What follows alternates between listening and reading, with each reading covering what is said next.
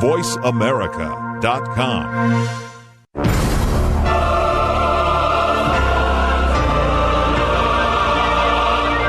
Welcome to Crime Prevention 101 with host Susan Bartelstone. We're so happy you've joined us this weekend. Over the next hour, you'll learn the tips, tricks, and vital information that'll help you keep yourself confident and safe. Now, here's the host of Crime Prevention 101, Susan Bartelstone. And hello, everybody, and welcome to another show, Crime Prevention 101. The Personal Safety Internet Radio Show. And this show today is part 2 of the show that I did last week.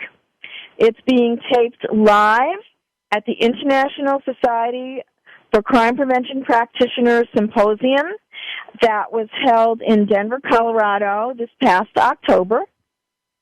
We had a lot of great people on the show last week. For those of you that missed it, it is being archived. We talked about underage drinking. We talked about the reality tour, drug education for your child. We talked about neighborhood watch programs. Good stuff. Now, International Society of Crime Prevention Practitioners is a wonderful crime prevention organization. Its members include crime prevention officers, prevention unit managers, loss prevention managers, security managers, neighborhood watch people, community people, concerned individuals from both the private and the public sectors. I'm a member of this wonderful organization. I've actually been certified as a crime prevention practitioner by them. And this conference that they hold every other year is just such a great opportunity to get educated by people from all over the world. And I have some wonderful guests coming up for you. My first guest is Shauna Marie from Whistle Away Crime. Hi, this is Shauna. We are about giving children a voice when children are in distress and danger. And we give children a tool. It's a state-of-the-art whistle that can be used to call for help. Did you want me to go forward and just talk about what we do? And hello? Shauna, talk a little bit about your background and how you, because you're not a crime prevention officer, and a little bit how you got involved with this program. Okay. I'm Shauna Marie, and I started Whistle Away Crime to help kids help themselves. Now, you're a mom? I'm a mom of 4 children, and I've been hired by different companies to do some problem solving. That's just part of what I do for a business. And we do some great things for kids.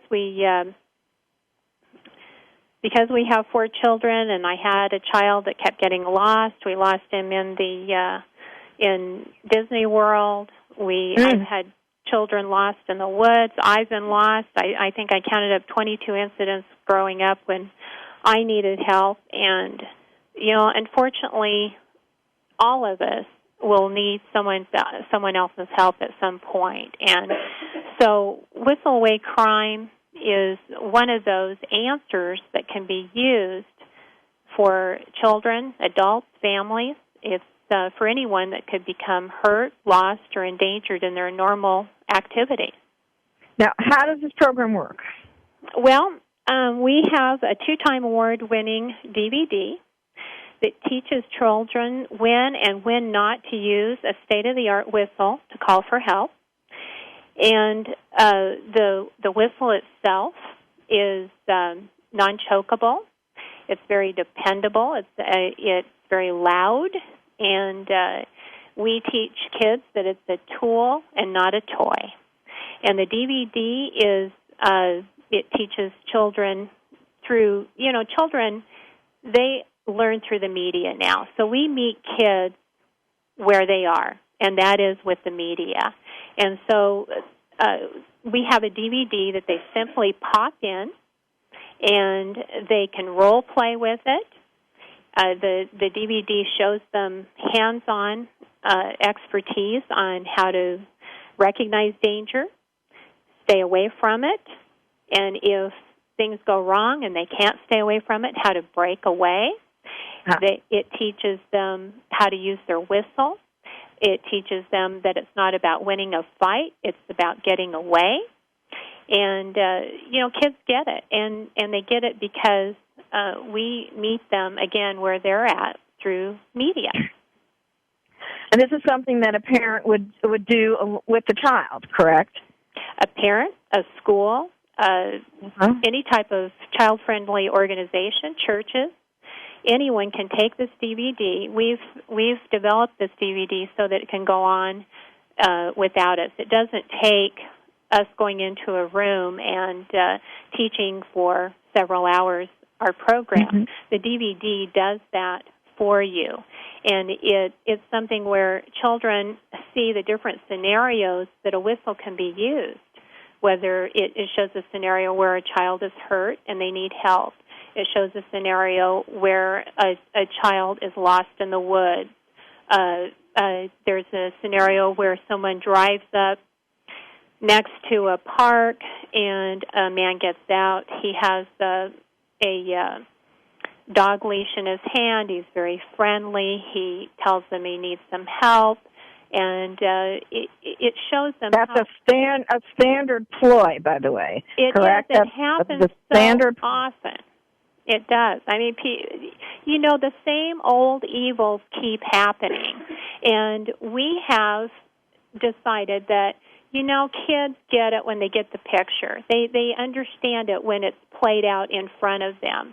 And so once children go through our program, that whistle, they don't want to misuse it. They understand that it's really important for their safety.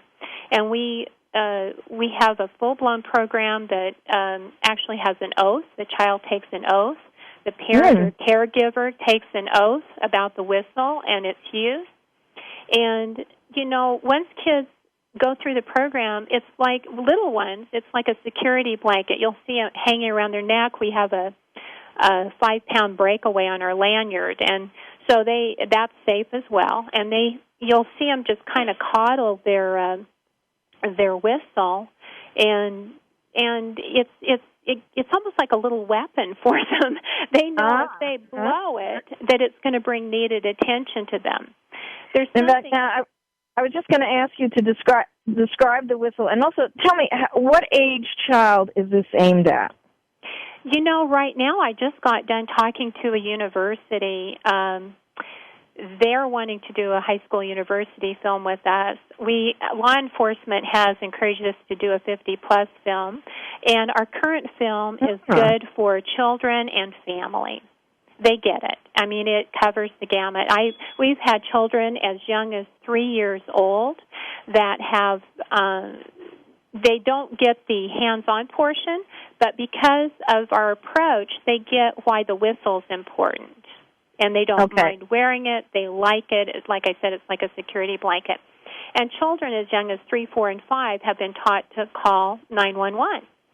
So that's why we say, that works. There are children that are actually capable of doing that. But we really gear this, as far as an entry point, more to the first graders through 6th grade. That's what we're focusing on right now. Okay, and describe the whistle again. You said it's kind of large and it hangs on it's large. People, if you've got a school that wants to adopt this program, all of our products have the ability to go get corporate sponsors. So a corporate sponsor can literally put their logo on the whistle and get this out to kids, get it to the schools. The whistle is large so that it can be advertised on. The whistle's large so it's non-chokeable. It's brightly colored. It's kind of like putting a sign up in front of your yard and saying, I'm protected. Same thing with the whistle. When that whistle's hanging around that child's neck, it's a deterrent just by its presence. And loud, huh? It's very loud, but it's also, we took a very scientific approach with this, and, we didn't want a child to be able to hold an extended blow on the whistle long enough for them to put out another child's ears. So it has a certain decibel rating, and that's it. But it is extremely effective, and it can be heard under rubble. So it's great for natural disaster. Mm-hmm. It's great if they get lost in a crowd. It's great if they're out in a park and mom and dad aren't right there. Kids get in these situations when we're not around, and the only thing we can do is equip them to go ahead and help themselves. And that's what this entire program is about. It's about equipping them to help themselves. I want to tell you something that people need to remember. Children when they're angry, they have plenty of voice. We all know that. They scream, they yell, they have plenty of voice. If they are truly in distress, something very different happens. Their breathing rate goes down. They become their throat constricts. Their heart rate becomes very rapid, and when their throat constricts, it produces anything from a constricted cry to a silent cry. Now imagine your child.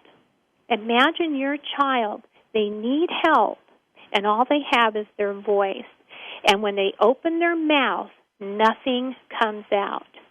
And that's adults, too, by the way. That's a very standard, absolutely true. Yeah. And frozen in fear. Women should have our whistle on their keychains. I was accosted twice in a parking lot. I'm here promoting this program first to children, but our intent is to develop programs, and we're in the middle of doing that, develop programs for all age groups because, this is a universal thing. Our original Homeland Security was a bunch of guys running around with whistles. Mm-hmm. The problem is there's a lot of ineffective product out there, and we've got a very state-of-the-art whistle. Shauna, give us a website where people can get information on this. It's whistleawaycrime.org. whistleawaycrime.org. Yes. And I'm going to put a link to that on my own personal website, dearsafetysolutions.com. So people come to me, they can find you right away. I love this program. I thank you so much. And by the way, Shauna, one of the things that I tell adults, not children, but adults, about whistles, if you blow that whistle right into that person's ear that's attacking you, you can break the eardrum, and that will enable you to, that causes that person to pass out or be in extreme pain, and that will give you the opening that you need to get away. So I love this. All right, we're coming up on our first break. Thank you, Shauna Marie, Whistle Away Crime. And everybody stay tight. Coming back, we're going to talk more about Safety Kids, another program for teaching children safety. Don't move.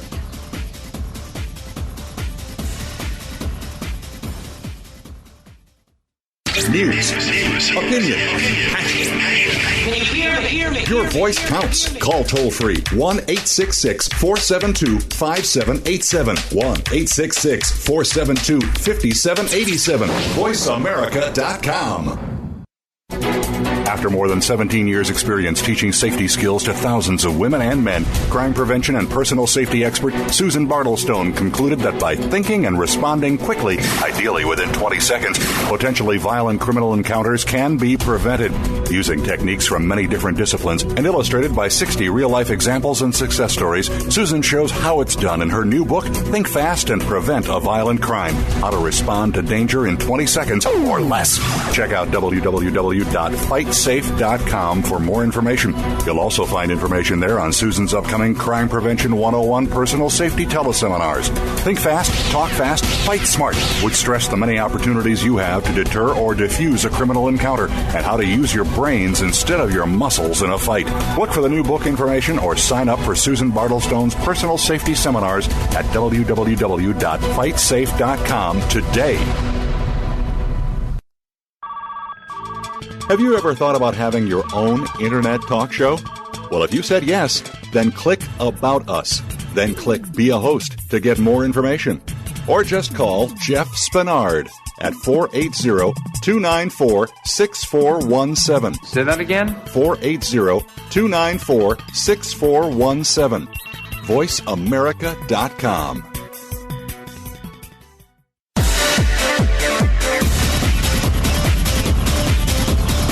You're listening to Crime Prevention 101 with Susan Bartelstone. We invite you to share your stories, tips, or suggestions for topics you'd like us to cover, and Susan will address some of these on future shows. Send your story or idea to solutions@fightsafe.com. That email address again is solutions@fightsafe.com. Now back to Crime Prevention 101 with Susan Bartelstone.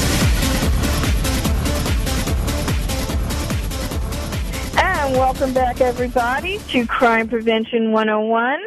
And we are broadcasting, this is the second show that I'm broadcasting live from the International Society of Crime Prevention Practitioners Symposium that was held in October in Denver, Colorado. And my next guest up is Diane Brown, and Diane works with a program called Safety Kids. Diane, welcome to Crime Prevention 101. Tell me a little bit about your background, and then let's talk about what is Safety Kids. Well, my background is that I was an elementary teacher for 7 years, and then I began working crime prevention, and I've been doing this for 26 years, working with personal safety issues for children. And Safety Kids is a nonprofit agency that deals with abduction, abuse, violence, any type of exploitation against children. Wow. And I know in the description, now usually when people think about child safety, they get taught about stranger danger. And you're saying, and which I did know, that's only about 15% of the situations that a child's going to face. Now this program teaches what they're going to face in 100%, correct? Right. We're trying to get rid of that stranger danger mentality because teaching a child only to be cautious of a stranger is putting them in a very vulnerable position where they will be exploited by somebody that they may know or think that they know. And so what we're trying to do is give them an alternative, empower them with some good decision-making skills, and that would be using our motto of check first before you go anywhere with anyone. And that gives the kids better boundaries and better ideas on how to make a sound judgment as to who to trust and who not to trust. Now, that's an extremely important point. That child is more likely to be molested or abducted or ever by somebody that they are acquainted with. And we're talking people in the family, friends of the family, neighbors, right? And even peers and teens. So that's why kids need to be able to have something to fall back on that does not rely upon them making a judgment of how well they know a person. Exactly. Now, what age group is this program geared towards? The program goes from pre-K up to grade 5 for one of our curriculum, and that is the one about the checking first. And we have another program that deals with responsible reporting, which goes from K to grade 8. Oh, great! That's fantastic. And how this is in schools? Who can get a hold of this program and use this program? How is it done? Well, we have a couple ways that this can be utilized. Parents can use our activity books and our videos and DVDs to work with their kids individually at home, which is a great way to reinforce and teach the concept, as well as in schools. And we do train law enforcement, educators, daycare workers, children's hospital workers, anybody who works with kids can be trained in the use of our material and then go out and teach these concepts to the kids. We want it to be a whole program package where the kids are reinforced with the ideas from the school, from the family, from all their outside activities, from the community in general. Fabulous. That's so. Again, it's not just crime prevention officers, although I know that they're probably going to want to get involved with this. But if this is anybody in the community, including just an individual parent, absolutely, can actually give me an idea of a little bit of some of the concepts that you teach. Let's start with the really young kids. Well, check first is the concept that's used for all the grade levels from K through grade 5. And when you get up into the older grades, such as 4 and 5, we also teach them to judge, think, and act appropriately, kind of using their gut feeling as to making their decisions. But the lure concept of checking first is taught to all the grade levels. And then we also have 15 topics, which would be home alone skills, observation skills, emergencies, the power no for dares, pressures, guns, weapons, alcohol, drugs, conflict resolution, bullying. All of those really hot topics are covered by our curriculum, and they're all under one umbrella, which makes it easy then for an instructor to tie them together and get the kids to understand the relationships.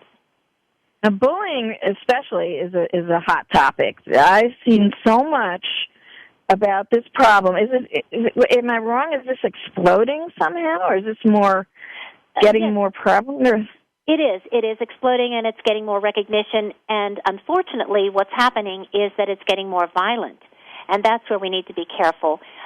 Children who are victims of bullying can often become depressed, suicidal, or can become reactive to it and then take out violence against the perpetrator. So we need to temper that. We need to teach kids about not bullying and then also how to respond in those situations. So it's a double-edged sword there. Does it have any information for parents to kind of recognize the signs that something might be happening to the kids? Yes, we like to conduct parenting seminars prior to actually teaching the kids so that the parents are aware of what we're instructing them, and then they can go ahead and reinforce those topics so they're not opposing what we're giving them. It's rather difficult to teach them one thing about responding to a bullying situation and then have the parents say, oh, just go and punch them and take back at them. So it's a little bit difficult if you don't reach the parent, too. Yeah, and that's not necessarily going to be the best solution to the thing, because very often the bullies are bigger, stronger kids. And right. If you got a little tyke, you don't want to encourage that child to get beaten up, well, which really is a possibility. Right, and I agree with you, and it's a very crucial subject right now that has to be dealt with, not only in the schools, but in the home and in the community. And that also ties right in with our second program of responsible reporting. What we're trying to do is to get kids to report something if they know something potentially harmful or illegal is going to happen, so that we can prevent it from happening, so that someone is not injured or something illegal takes place. And that's called our STAR program. We're trying to teach communities to stand together and act responsibly, the STAR. By all banding together and working to responsibly report these types of situations, we can lower the incidence and lower the retaliation rate and make the schools and communities a safer place to be. And that is such a critical point, because one of the reasons that the kids don't tell is because they're afraid that the parents are going to go to the school or confront the child and actually make it, the child might think it's going to be worse. Right. If that happens. Well, not only that they're afraid of the parent going to the school, they're afraid of other kids coming back at them and ganging up against them. So there's a lot of fear there, and what we need to do is to teach kids that by standing together and backing each other up and supporting each other, that fear can be reduced and the incidence level can be reduced, if not eliminated. Yes, I love that idea of having the kids be able to support each other, because usually a bully is not just bullying one person. Right. They're kind of spread it out, and there is safety in numbers, and you don't feel so alone that this is just happening to you also. So I think that's a very important concept. Now, you mentioned a couple of I'm sorry? Oh, no, go ahead. mention a couple of other areas that are included in the curriculum. You talked about guns. Yes. What's involved in that aspect of it? What we're giving the kids information about in that respect is the power no, which is say no, get away, and tell someone. So say no to touching it, leave it alone, get away from it, and report it to somebody. And that goes right back to reporting again. So the responsible reporting issue is brought right back in. And what I would like to mention about that particular responsible reporting STAR curriculum is that that is available through us at no charge for communities who would like to implement that in their school, working the lessons into a routine there, through the law enforcement, through the community, making it a package deal so that the entire community, school, parent, everyone, a five-prong approach is safe. So if anyone is interested in that, they are able to just contact us via our website or through phone. And you want to give the website, please, Diane? Sure. That's www.safetykids.org. It's all one word, safetykids.org. And also the information that's on there is available for the parent or the instructor to just print out and use. We don't keep any of our concepts hidden. Everything's there for you to see what we're teaching the kids, what you should be doing, what parents should be saying, what instructors should be saying, and utilizing it in that respect. So it's there. Use it, pass it on to others, and do your part to help keep the kids safe. That is fantastic. Now, I'm going to also put a link to safetykids.org on my own personal website, which is dearsafetysolutions.com. So anyone listening to this show and couldn't write it down, you can go right directly to it. I think this is an absolutely fantastic program. I love the idea of this. And I encourage everybody, safetykids.org. Thank you. Diane, thank you so very much. I appreciate you coming on with me today. We're coming up to a little bit of a break. I'm going to break us a little early because I want to make sure we have plenty of time for my final guest. So everybody, just stay tuned. Don't move. Thank you.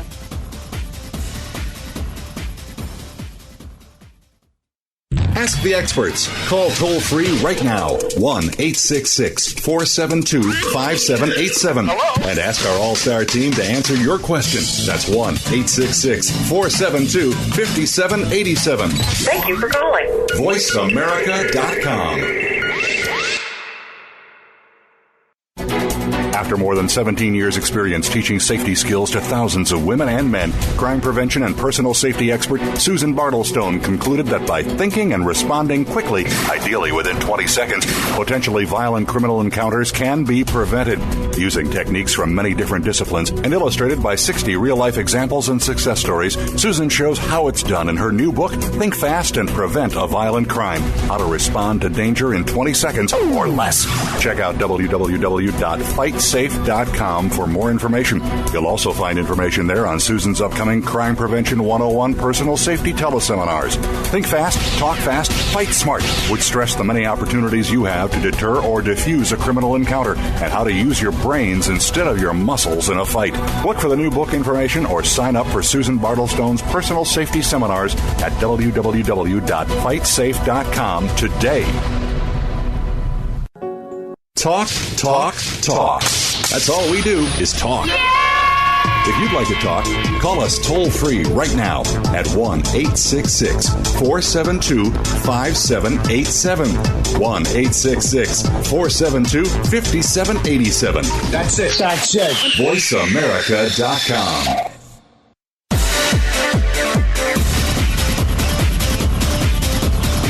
You're listening to Crime Prevention 101 with Susan Bartelstone. We invite you to share your stories, tips, or suggestions for topics you'd like us to cover, and Susan will address some of these on future shows. Send your story or idea to solutions@fightsafe.com. That email address again is solutions@fightsafe.com. Now back to Crime Prevention 101 with Susan Bartelstone. And welcome back, everybody. And we are picking up our discussion today. I'm at the broadcasting from the International Society of Crime Prevention Practitioners. This is actually directly from their Symposium that was held in October, even though this program is pre-recorded. And my next guest is Sergeant John Van Sant, and he is with the iSafe program, and that is this is the worldwide leader in Internet safety programs. And welcome, Sergeant Van Sant. May I call you John? Yes, you may. Please call me Susan. Welcome to Crime Prevention 101. John, give me a little bit about your background and then tell us about iSafe. I'm a sergeant with the Adams County Sheriff's Office here in the Denver metro area. I've been in the Sheriff's Office now for over 21 years. I am the supervisor for the school-based policing unit, which means I deal with the DARE program and iSafe, school resource officers, etc. And just quickly, the DARE program is a drug abuse program, correct? Correct. Yes. Very good program. Excellent program. And it's in a lot of different communities. Yes, it is. Okay. And the iSafe program, sorry. Oh, I understand. The iSafe program is a comprehensive Internet safety program that we adopted in the Sheriff's Office in 2003, and I began teaching it in my middle schools, the two schools I was assigned to at that time. And since that time, I've basically taken the iSafe program and was able to get it into multiple schools throughout the Denver metro area and also through other police agencies across the country, in which I'm an instructor for NASRO, which is the National Association of School Resource Officers. And as an instructor, I was able to get iSafe into the NASRO curriculum as well, so police officers all over the United States, Canada, and the Armed Forces are being trained in iSafe America. Really? In the Armed Forces? Huh. Correct. They have school resource officers in the military, too. For military children or for adults? Correct. Well, no, for these schools. I mean, basically, officers and police officers assigned, and their beat, if you will, their district is the actual school itself. And the officers there for obvious reasons of security, but mainly they're a resource to the kids, the school, and the community. And that's kind of where the iSafe aspects came in with us, was that I was dealing with criminal cases with kids being lured by strangers on the Internet, and I started looking into multiple Internet safety programs, and then I came across iSafe and went to a few classes and got certified to teach it. And we went with that program because it's, unlike other Internet safety programs, iSafe America offers programs for everything from K through 12 in schools, plus they offer programs for parent groups, PTAs, senior citizen training now, police officer training, all kinds of stuff. Now, I happen to have gone to an iSafe training. I am familiar with it. Okay. And I know how great this program is. Just give us a little bit of a background on the danger, why we need an Internet safety program, especially for kids. I'm not, and then let's talk about some of the senior aspects of it, which I'm not so familiar with. Why people don't always realize how dangerous the Internet is for their kids? Well, Susan, historically in law enforcement, we have worked with kids and families about just say no, stranger danger, don't get in a car with a stranger. We spend all this time dealing with the safety of our children as far as the physical safety in their physical environment. And then we turn them loose with this little machine called the computer and give them access to every pedophile known to man throughout the Internet. These young people go into these teenage websites and they think they're talking to someone else their own age. And in fact, multiple cases of they're not. They're talking to a pedophile that's surfing the net looking for their next victim. So the Internet safety is becoming the fastest push in the educational process as far as dealing with safety factors of keeping our kids safe. And this can't be emphasized enough. These are predators out there, pretending to be, and sometimes they don't even pretend. Sometimes they say who they are, but they can worm their way into the child's confidence. Do you have any figures on what we're talking about?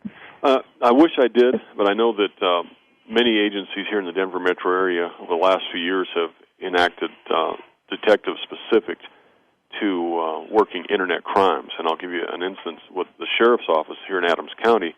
Our detectives that work Internet crimes, they pose as juveniles, male and female, and they go online and they go into these chat rooms, and generally within the record so far is within 4 minutes they were approached by a pedophile.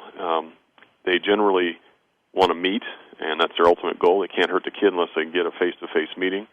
And we've been arresting a couple a week on an average that we've had fly from different parts of the United States here to Adams County to meet a 13 or 12-year-old girl that they were here to have a sexual liaison with. Mm. And, of course, when they show up, they meet a detective and end up going to jail. But this is widespread. We've all seen the TV shows, the news shows that are out there that deal with these online predators, and we talk to the kids about it. But, you know, the more information we can get as far as how to be safe for these kids, the better off we're going to be. Absolutely. Now, how does the iSafe program work? Basically, anybody can teach it. I mean, if anybody wants information on iSafe, just go to www.isafe.org and pull up the website, and they can attend a class in their area of the United States. They can attend this class. They become certified to teach it. They can take it to parenting groups, etc. Teachers are adamant about getting this in the classrooms. For the most part, my officers, and myself included, we teach the Internet safety and the predator portion. There's basically 5 lessons in iSafe, but those 2 lessons are the ones that I stress a police officer teach, because they're going to be talking to the kids in the uniform, explaining the laws, explaining criminal actions, and etc. The parenting groups, things like that. There's communities all across the United States that have adapted their routine around some of the iSafe curriculum, basically having meetings, sharing Internet safety, and that's where the iSafe program for seniors comes into play, because our seniors are victimized. I wanted to ask you that. What's the danger for seniors on the Internet? Obviously, identity theft. We've got too many of our seniors out there that are being victimized and their savings accounts wiped out by these online predators. They're getting their information, and they're going after them. That's I know that I know how bad identity theft is. In fact, I did a really good show on identity theft that happens to be in my archives for anyone out there listening who'd like a little more information about that. But you don't always think of seniors as so computer savvy. So I think this is ideal. It is so easy for people who may not be as savvy about things to have good information on what to do and what not to do when they get on that computer, because it's so easy to fall into that trap. Well, exactly, and the nice thing, I mean, there's so many different Internet curriculums out there, and the nice thing about iSafe, it's free. It doesn't cost us anything to put this on, and obviously in this day and age, we got to worry about every little penny. And when you can bring a program as comprehensive as iSafe into your community for absolutely no cost. I mean, if you want to buy the materials and brochures and stuff, there's a shipping cost involved, of course. But as far as putting this program on, I mean, I can't find anything, and I haven't found anything better than iSafe because of the comprehensiveness of this program. I was very impressed when I went to the training. I thought it was extremely well done, and you get a tremendous amount of material from the iSafe people. It was very comprehensive. So now we talk about the predators. We talked about Internet safety. What are the other parts that it deals with? They have the community aspects. They also have mentoring programs through iSafe where your older kids help mentor the younger kids, because, I mean, obviously we learn most by teaching others, and it's a great way to involve kids to help other kids in their community, their school districts. They have the assembly. The kids would teach the program, or they would? Yeah, correct. The kids can actually go down, and there's interactive lessons and so forth the kids can do online or in person, to where, like, the high school kids go down and work with the middle school kids, and middle school kids with elementary kids. So that way these younger ones are being instructed by their so-called peers. The kids are just a few years older than them. Obviously, all this is supervised by instructional staff, but it's a way to get the kids involved in making their online experience safer. And that's an outstanding idea. I didn't actually remember this from the training. I think that it's extremely powerful, because it's so easy for a young kid to tune out, a police officer. But if they're getting that warning from someone their own age or slightly older than them, they might take it more to heart. especially about the predator aspects of it, the pedophile aspects. Especially with the middle school age kids that, are at that age where, their parents are still a little bit important, but boy, their peers make all the world of difference. And having peers coming in there, giving them the information versus, say, a uniformed police officer or a teacher and some kind of an adult, it really makes a big difference. And in fact, John, isn't it true, too, that a lot of teens that really are more vulnerable to these Internet predators, they are so because they don't have the best relationship with their parents. So or maybe the parents just really aren't educated about this stuff to pass it along. So if they're getting it from a peer, I think it can be more powerful in a way sometimes than getting it from a parent or an adult. Well, one of the big things that we see is the fact that, and it's been this way since you and I were young teenagers, that kids will be able to talk to their peers, their friends, a lot easier than they can an adult in some cases.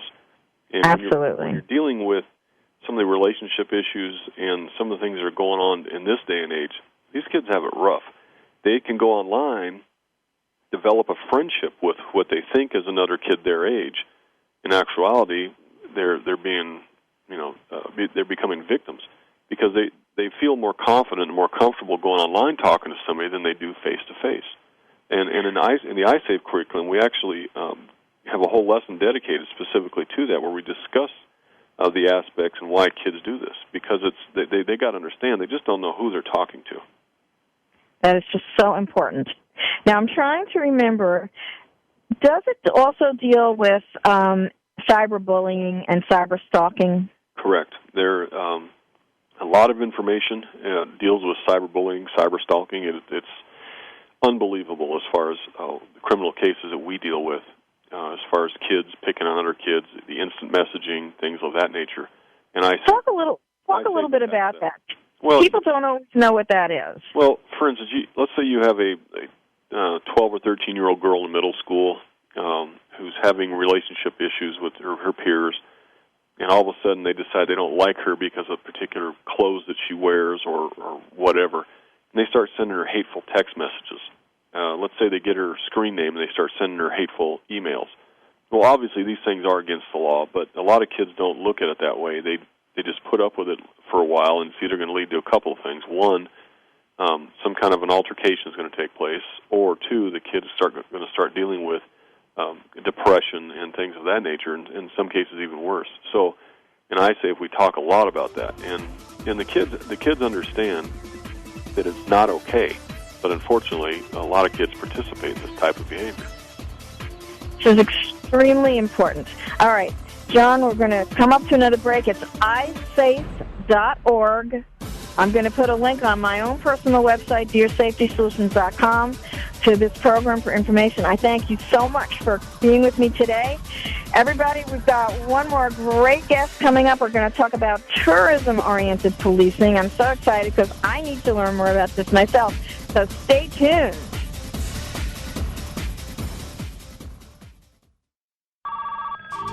Have you ever thought about having your own Internet talk show? Well, if you said yes, then click About Us. Then click Be a Host to get more information.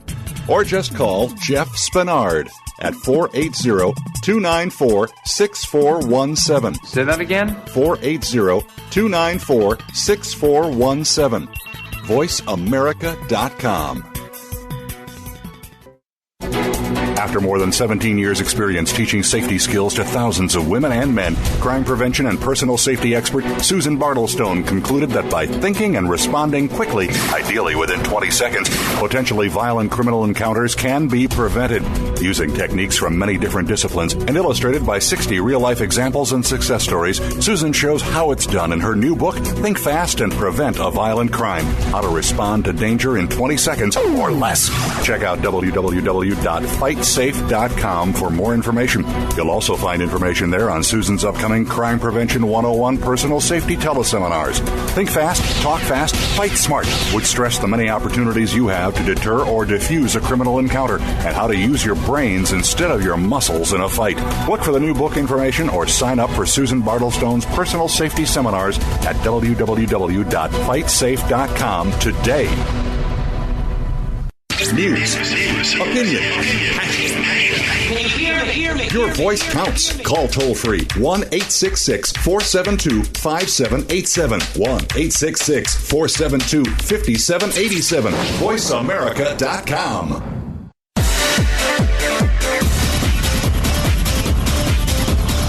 You're listening to Crime Prevention 101 with Susan Bartelstone. We invite you to share your stories, tips, or suggestions for topics you'd like us to cover, and Susan will address some of these on future shows. Send your story or idea to solutions@fightsafe.com. That email address again is solutions@fightsafe.com. Now back to Crime Prevention 101 with Susan Bartelstone. And welcome again. I'm glad you all stay with me. We're broadcasting live from the International Society of Crime Prevention Practitioner Symposium. And I've got my last guest that I want to introduce to you today.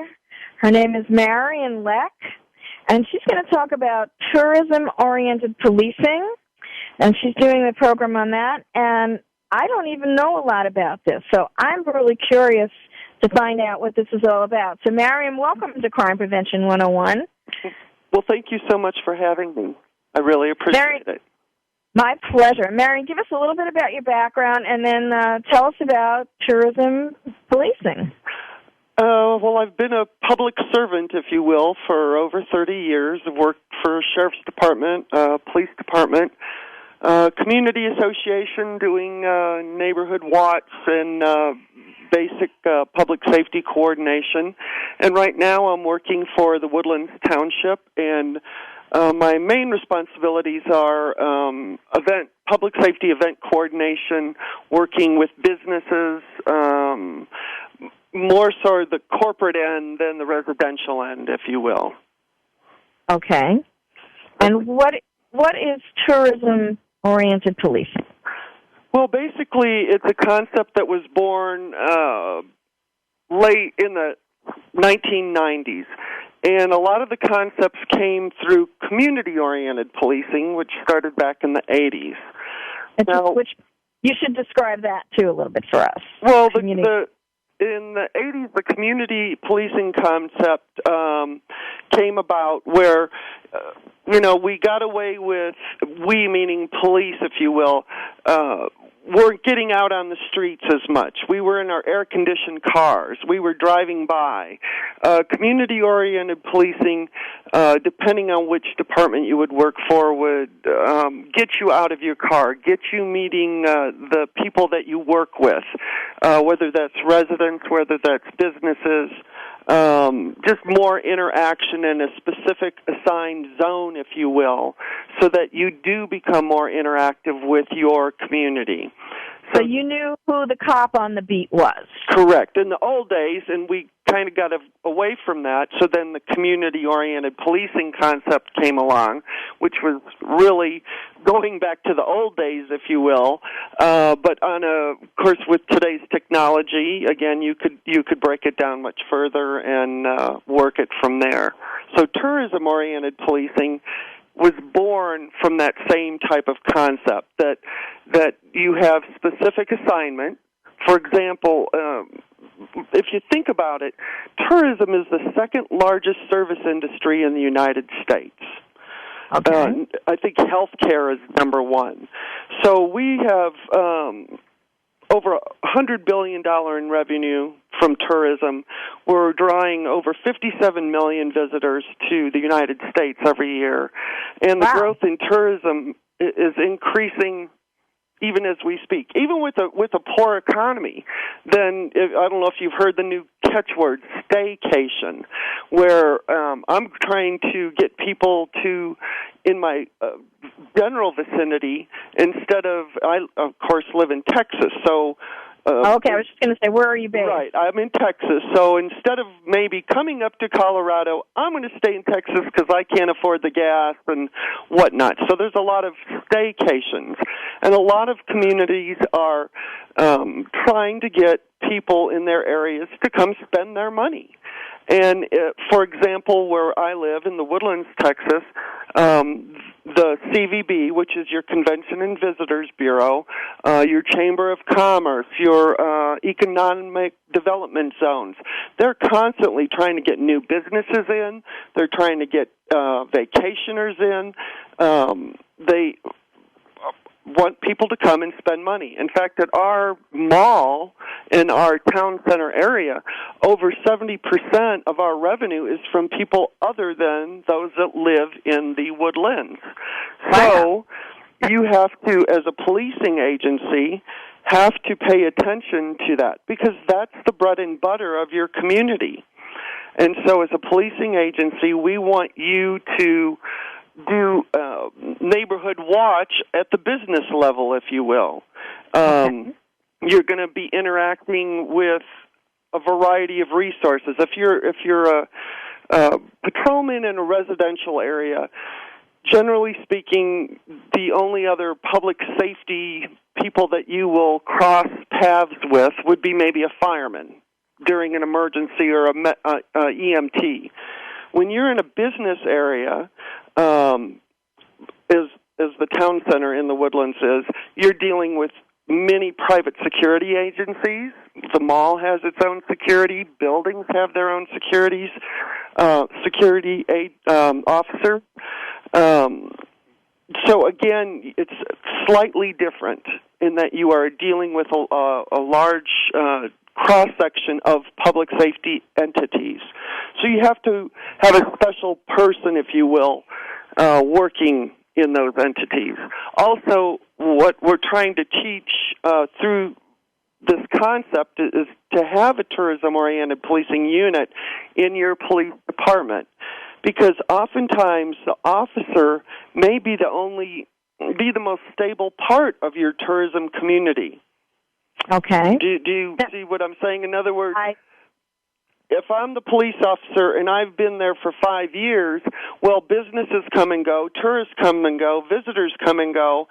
And in crime prevention, we're always talking about being the eyes and ears of your community. Well, here, if you have a stable police force that's assigned there over time, they become the stable eyes and ears of your quote-unquote community. Excellent. What a great idea. Now, what are some of the problems that a tourist can get into that this police initiative would address? Well, typically the studies have shown that tourists are lucrative targets. Typically they carry large sums of money or other valuables. They're more vulnerable because they're relaxed or off guard while they're on vacation. Hey, I'm on vacation. I don't have any worries. That's right. They're less likely to report crime and or testify against suspects. Again, depending on what crime occurred, I'm not going to fly all the way back to California or wherever if I live in New York to testify against somebody that maybe just stole my purse. I'm just going to deal with it. Excellent. So I love that idea, and this is like I said, this is new to me. Marion, I wish we had more time. We're coming to the end of this show, but I think this is a great educational tool for police officers, and I like the idea of maybe people out there in my audience hearing that, knowing that if they're traveling somewhere, there's going to be an officer that's sensitive to them. Thank you so much. You're more than welcome. Being on Crime Prevention 101. We're getting ready to close this show. That had two great shows at the ISCPP Symposium. All the past episodes of Crime Prevention 101 are on my host page at voiceamerica.com website, or you can go directly to crimeprevention101.com. That's going to take you right to the show host page. I've also got notes for all my shows on my DearSafetySolutions.com website, and I'm going to put links to all of the people that I talked to on this show and at my last show, the iSafe people, all those great resources for you out there that you're going to want to look up. They're going to be right on my website.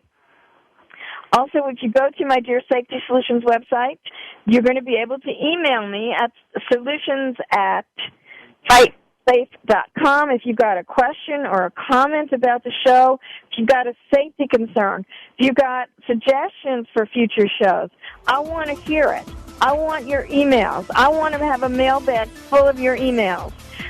Next week, we got some great stuff coming up. I've got Lisa Lockwood, the author of Undercover Angel, From Beauty Queen to SWAT Team. This is a tremendously inspiring story. She had a physically abusive father. She had an emotionally abusive husband. She reinvented herself into an amazing woman who also knows how to storm a crack house. Great story. So you know what I say? It'd be a crime not to listen. So stay tuned and stay safe.